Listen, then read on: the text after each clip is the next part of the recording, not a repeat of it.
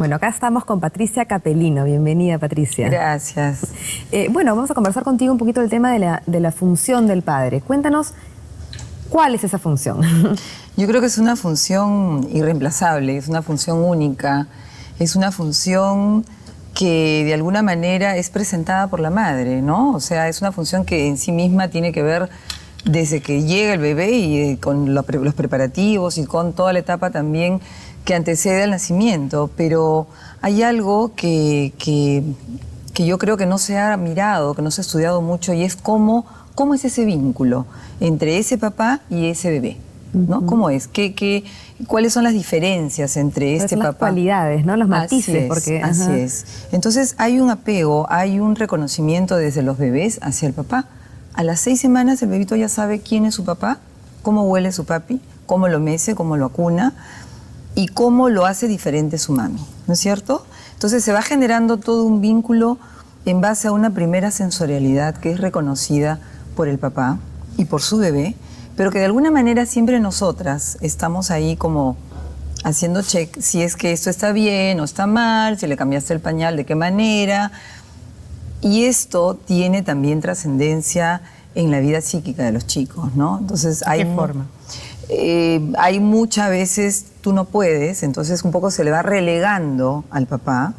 El papá empieza con un entusiasmo intentando hacer este cambio de pañal, sacada de chanchito, y de pronto hay una mamá que dice, así no es, déjalo que yo lo hago mejor, ¿no? Entonces, esa interacción se va dando de esa manera y muchos papás se van relegando. Entonces en la consulta los papás te dicen, pero si tú no me dejaste cargarlo hasta los 10 meses. Hay como una omnipotencia entonces del lado de las mamás. Así es. Que una visión bien interesante, ¿no? Porque siempre más bien se rescata, se habla, se critica al papá, pues, ¿no? De que no se involucra, pero quizás hay una mamá que está siendo muy omnipotente que no lo está dejando, eso es lo que estás proponiendo. Así es. Y hay casi una cuestión cultural en ese aspecto, ¿no? O sea, hay una cuestión transcultural, transgeneracional. Hay un matriarcado en la educación, hay un matriarcado en la psicología. Mayormente somos mujeres las que estamos en este trabajo.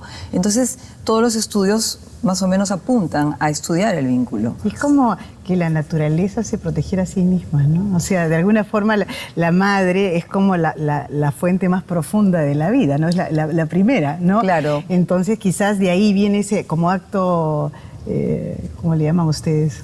Acto inconsciente, ¿no? Así es. Sin embargo, esa mamá viene de un papá. También. Y entonces esa mamá tiene un papá dentro, que es ese papá, digamos, es esa mamá conectada con esas imágenes de ella y con esa experiencia vivida que lleva eso a su relación con su hijo y al mismo tiempo con ese papá. Entonces hay toda una variación de cómo nosotros permitimos que esa función paterna realmente se dé sin que esté bajo la lupa de la mamá o bajo la lupa de quienes aprueban o desaprueban, o ya mirándolo si quieres desde el lado de donde la familia no es funcional, o sea, es una familia donde el papá está fuera, también va a estar teñida por un aspecto que favorece generalmente a las madres y que es el tema de la ley, ¿no? O sea, el sistema legal. Tradicionalmente el papá es el que se va de la casa y no se piensa en qué pierden esos hijos en esa separación. ¿Qué pierden? O sea, ¿qué piensa un niño de ese papá? Generalmente va a estar muy, muy, muy mezclado con las opiniones, con las frases, con las sensaciones que esa mamá le transmite a ese niño. Y es muy curioso también en nuestro país, donde generalmente el padre es un ausente, ¿no? Es el país con casi todas son madres solteras, ¿no? Madres solas que enfrentan solo a sus hijos. Entonces, madres que tienen que cumplir doble función, ¿no? O mujeres con pareja que desempeñan ya los dos roles y ¿qué les queda a ellos? Ellos no tienen como un sitio ahora, ¿no? Es bien importante eso que tú has dicho, porque es cierto, esta realidad nuestra, esta realidad peruana, donde hay una gran cantidad de madres solteras, sin embargo, si tú les preguntas a esas mamás cómo lo hacen, y les resulta difícil. Les resulta difícil ser madres solas. Es terrible. Les resulta complicado. Sin embargo, digamos que, si quieres, para verlo desde el lado de los chicos, sería muy importante que esas mamás no transmitan y es difícil separarlo, ese dolor de esa pérdida o de ese abandono, porque muchas veces las madres solteras, por muchas razones, por ignorancia, falta de información, abuso, ¿no es cierto?, son madres. Entonces es difícil separar en ese vínculo ese dolor que lleva esa madre que lo transmite hacia sus hijos. Sin embargo, ahora existen pues trabajos en conos, existen terapias de grupo. Entonces es bien importante vincular a estos niños cuyos padres están lejos o no están con figuras masculinas, ¿no? Entonces hay, digamos, que pensarlo, porque es el aspecto saludable. Porque ¿para qué incidir en el tema de que la madre, ya sabemos que la madre está sola?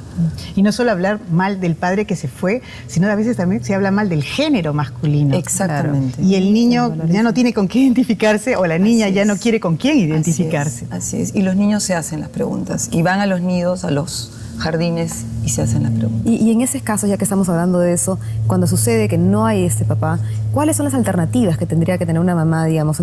¿Puede recurrir realmente, por ejemplo, a un padrino, a un abuelo? ¿No? ¿Realmente sí. lo reemplaza? Sí, yo creo que no, el reemplazo real no existe, ¿no? Lo que se busca es, como decían ustedes, el buscar el contacto con figuras masculinas. Con figuras masculinas. Siempre hay un tío, siempre hay un abuelo. Muchas veces las madres solteras viven en casas donde comparten con otros miembros de la familia. Entonces buscar esa interacción. La tarea la haces con tu tío, ¿no? Me voy a jugar al parque pelota con mi tío, etcétera, ¿no? Y también un poco mirarlo en cuanto a que la madre no tenga que serlo todo. O sea, en todo el sentido de la palabra. La que controla, la que dice lo que está bien, lo que está mal. Hay diferencias. En el contacto con la figura paterna, el padre permite que el niño explore el mundo. El padre permite que el niño se lance.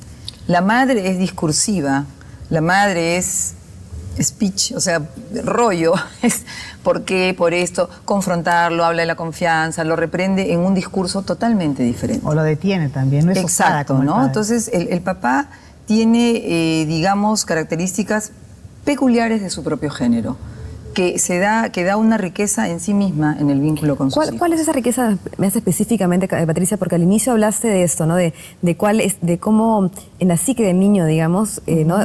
Sabemos la importancia, siempre hablamos de la importancia ¿no? de la relación materna con la mamá, ¿no? Y cómo eso puede generar realmente muchas disfunciones o no, ¿no? Pero ¿cómo es, o sea, el efecto de esta buena relación en la psique del niño? O sea, ¿el niño qué ve de esto? ¿Qué siente? El niño lo que siente es que tiene un padre que lo quiere, básicamente.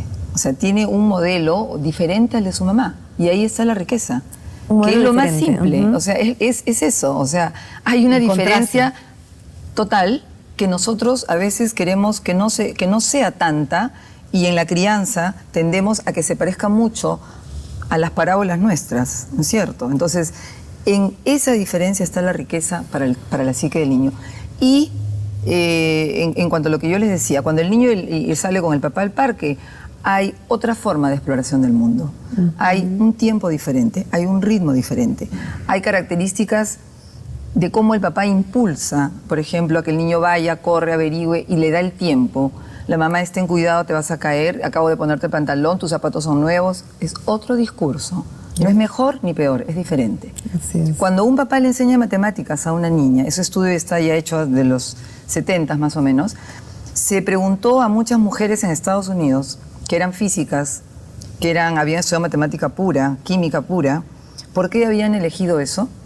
Y rastreando, se encontró que estas mujeres, en su etapa inicial del aprendizaje, habían tenido este vínculo con las matemáticas, que he dicho en español, las matemáticas es femenino, pero que se dice que en el registro y en el impacto que tiene en el cerebro es masculino. Entonces, cuando un padre enseña a su hija o a sus hijos matemáticas, pero en ese caso era con el género femenino, es como que nunca te olvidaste.